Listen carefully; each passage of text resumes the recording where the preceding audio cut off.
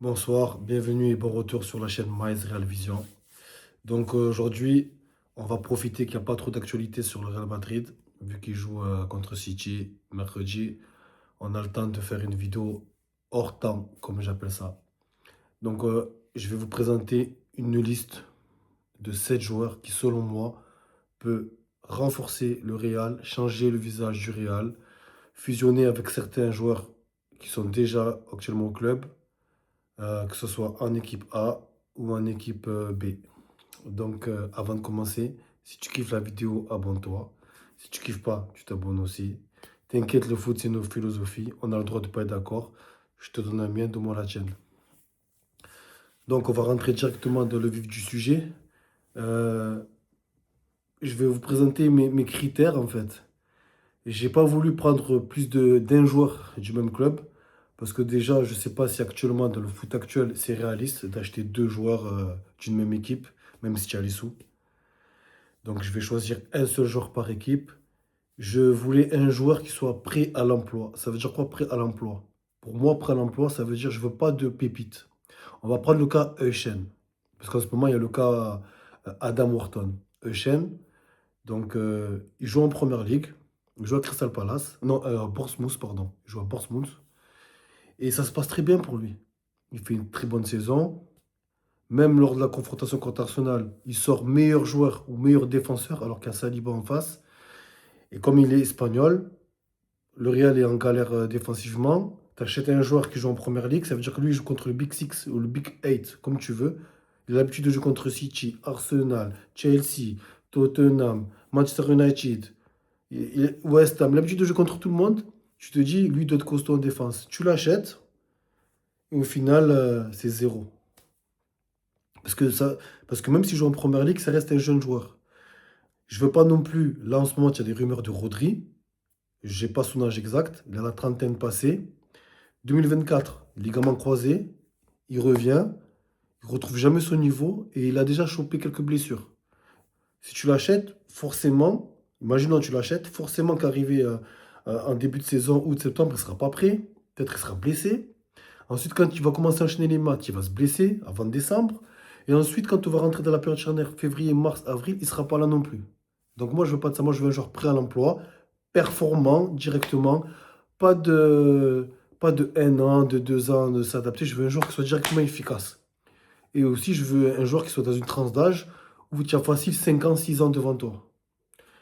Il y a deux joueurs, vous verrez, c'est limite, ils ont 30, 31 ans, mais j'estime que en fonction de l'hygiène de vie, de ton corps, tout ça et tout, c'est faisable. Donc, on va commencer directement avec le numéro 9. C'était pas facile comme choix. Idéalement, j'aurais préféré prendre Harry Kane du Bayern, parce que pour moi, c'est le meilleur neuf. C'est celui qui se, comment je pourrais dire? C'est celui qui me fait le plus penser à Karim Benzema. Parce qu'il dézone de manière très intelligente. Il dézone au bon moment, quand il n'y a pas besoin d'avoir un point de fixation à ce moment-là du jeu. Il arrive à dézoner et automatiquement, quand il y a besoin d'un point de fixation, il est là. Quand il faut finir l'action, il est là. Il est capable de finir de loin, de près. Mais je ne l'ai pas pris parce que au sein de la même équipe, je vais choisir un autre joueur que je citerai plus tard. Et aussi, de par son âge, ça me fait un peu de peine parce que c'est mon joueur préféré au final à ce poste-là. Finalement, j'ai choisi Erling Haaland. Erling Haaland, Manchester City. C'est un Viking. C'est un pur numéro 9. Et en plus, il peut même ajouter l'option attaquant de profondeur.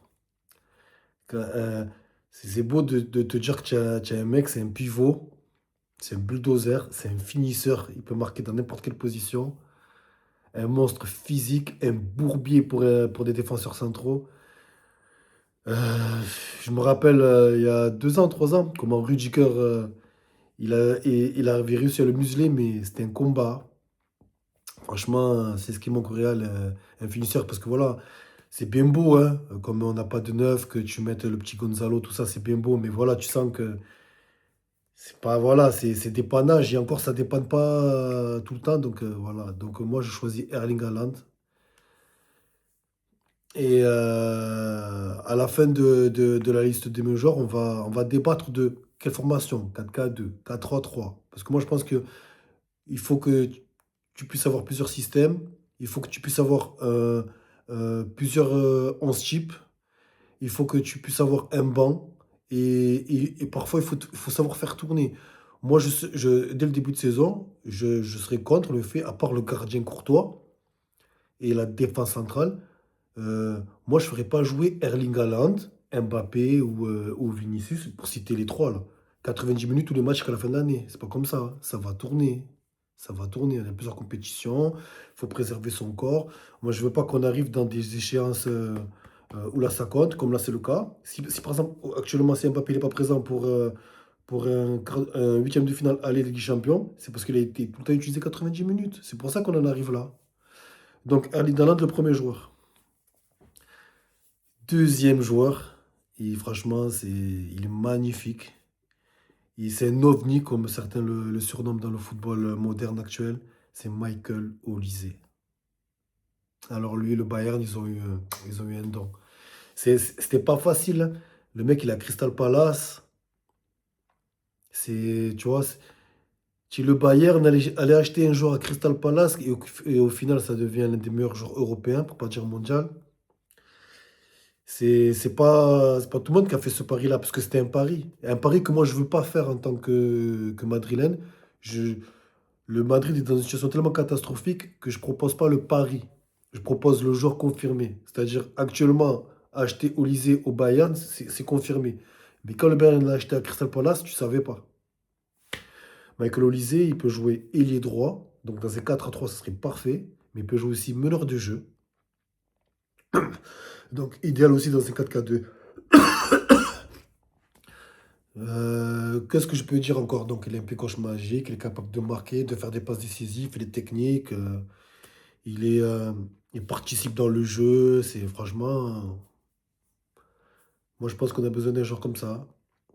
Parce que les Brahim, les Mostento, les Arda, là, tout ça, là. Chut. Alors, mon troisième joueur, toujours, toujours avec ce profil un peu créatif, c'est Bruno Fernandes de Manchester United. C'est le joueur le plus âgé de ma liste, il a 31 ans. Déjà, je trouve que c'est un joueur qui aurait déjà dû être acheté par le Real il y a 4-5 ans. Il est dans un Manchester galère. Il est en train pour moi, de gâcher sa carrière là-bas. Je sais pas, ça fait combien de temps qu'il est là-bas. Il est en train de gâcher sa carrière. C'est un joueur magnifique. Il aurait pu jouer à City. Il aurait pu jouer au Real, comme je viens de le dire. Il aurait pu jouer au FC Barcelone. Il aurait pu jouer à Arsenal. Il aurait pu jouer que dans des grands clubs. Et parce que Manchester, il paye bien, hein. Donc oui, il a mis à l'abri sa famille, hein. Donc il a un profil créatif, en plus il est polyvalent, il peut jouer à tous les postes du milieu.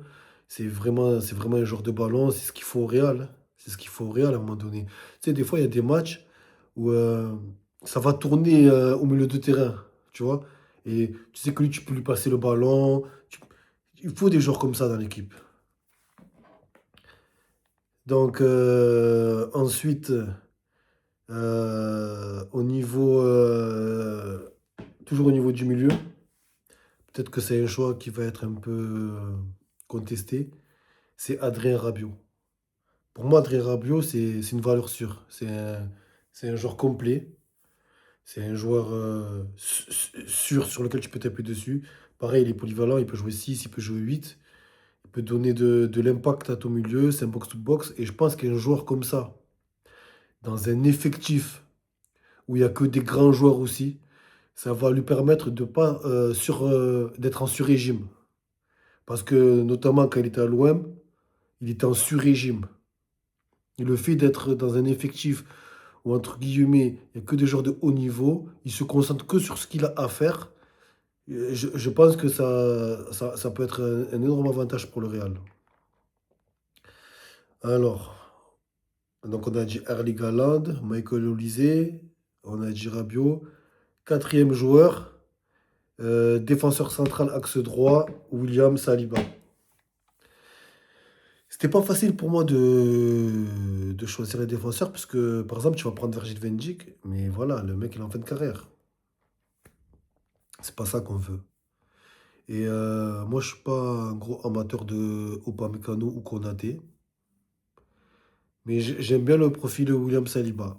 J'aime bien. À ses côtés, je vous avoue, parce que quand j'ai cherché, c'était pas facile en fait, hein. C'était pas facile de chercher. J'ai trouvé un défenseur axe gauche. Je le connais pas beaucoup, c'est Alessandro Bastoni. Il faut parler concrètement. La défense du Real, c'est une catastrophe. C'est une catastrophe. En réalité, en réalité, si tu prends tous les critères qu'il faut pour un défenseur, pour un joueur en général, mais pour un défenseur, il n'y a aucun défenseur qui a tous ces critères. Parce que même le meilleur défenseur du Real, si par exemple on estime que c'est Militao, il n'a pas tous les critères. Il est trop fragile, il se blesse tout le temps. Tu vois? Rudiger, par exemple, au fur et à mesure des années, il a gagné en fragilité et tout. Mais même quand il était en pleine capacité de ses moyens, eh ben, des fois, il y avait des erreurs. Il faisait pas forcément les bons choix. Et bon, on a vu qu'il n'y a pas la relève. Là, il n'y a pas la relève, ça, celui-là, la Grinta. Mais on a vu, des fois, il va te faire des erreurs, ça va te coûter 3 points. Hussein, j'en ai parlé en début de vidéo, donc c'est pas ça. La défense, c'est zéro. La défense, c'est zéro. Alors, euh, j'ai hésité entre, j'ai hésité entre deux milieux de terrain français.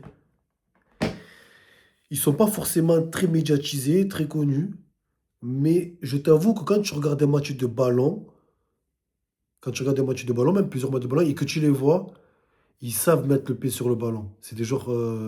En plus, il y en a un des deux qui est plus physique que l'autre. Je pense que le Real a besoin de ça.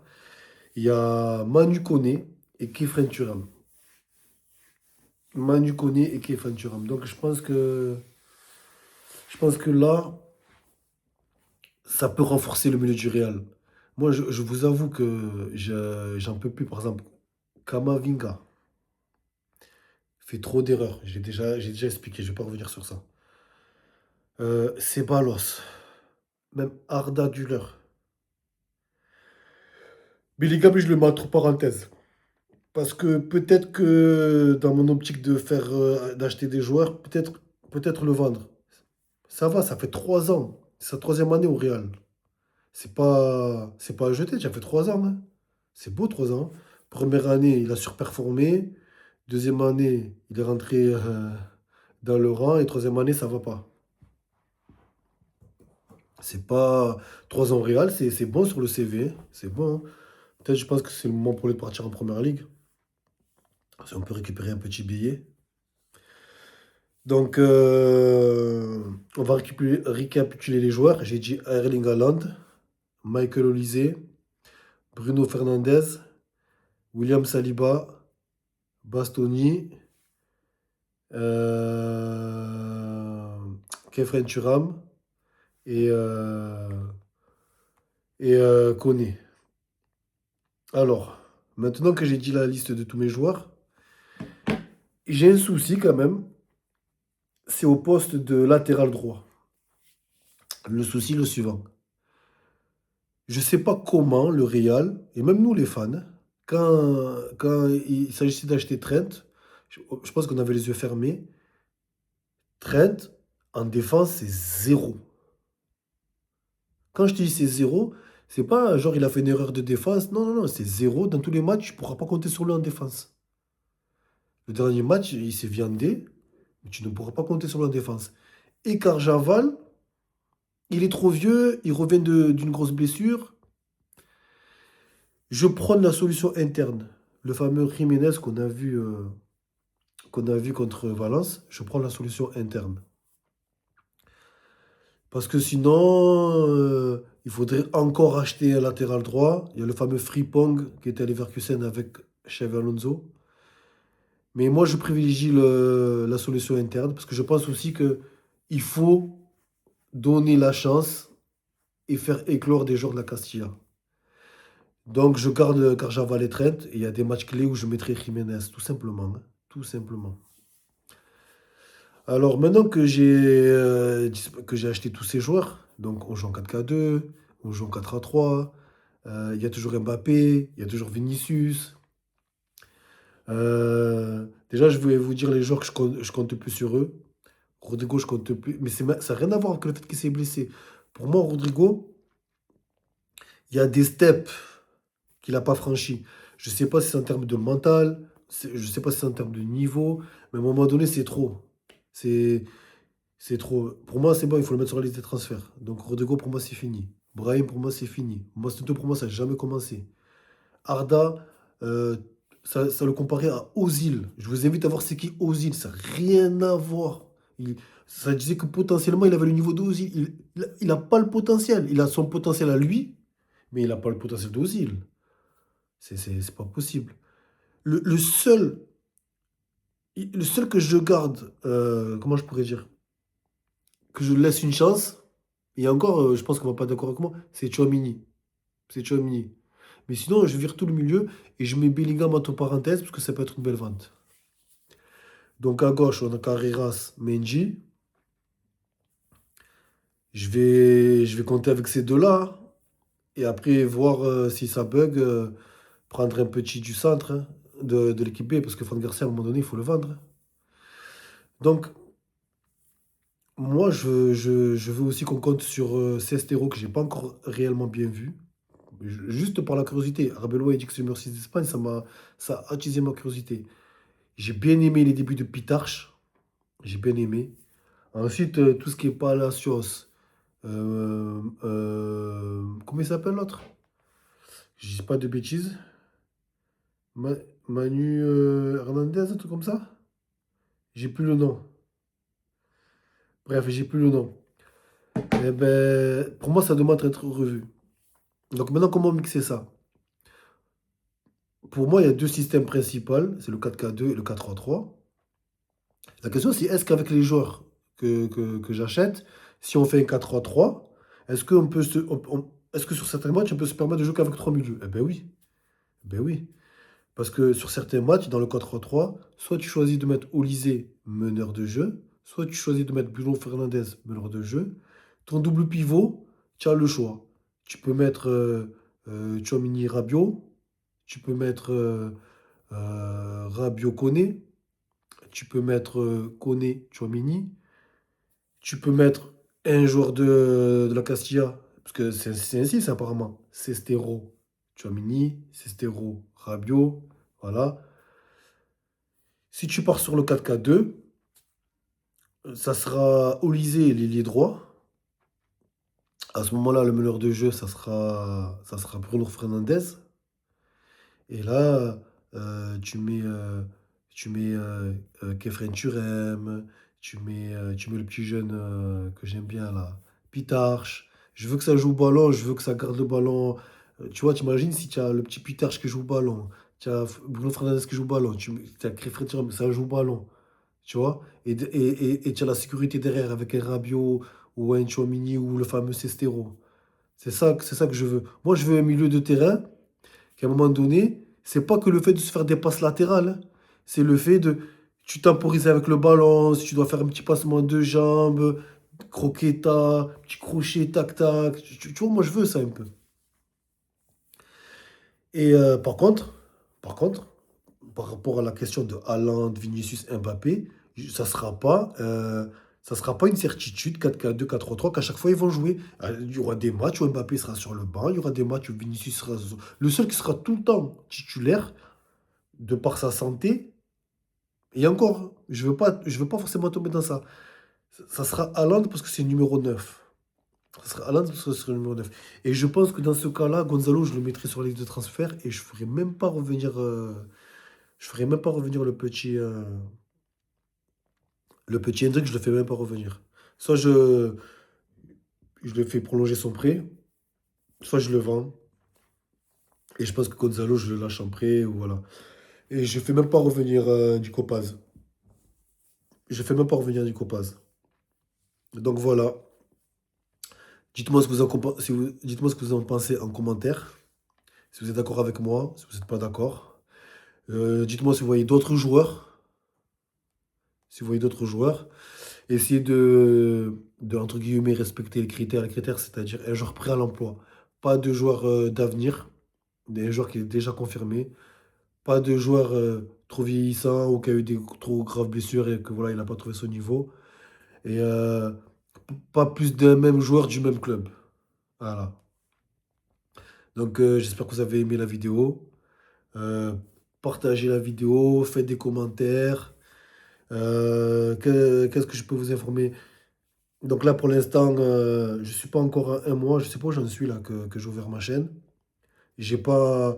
Pour l'instant, mes vidéos sont basiques, comme je l'ai dit, mais c'est en train de venir. Et maintenant, il faut que je me forme, il faut que je me forme à maîtriser certains logiciels pour pouvoir faire des vidéos de meilleure qualité, illustrer mes images, tout mon propos. Donc voilà. Si vous avez aimé la vidéo, abonnez-vous. Si vous n'avez pas aimé, abonnez-vous quand même. Je vous ai présenté ma philosophie. Présentez-moi la vôtre. Allez, à plus.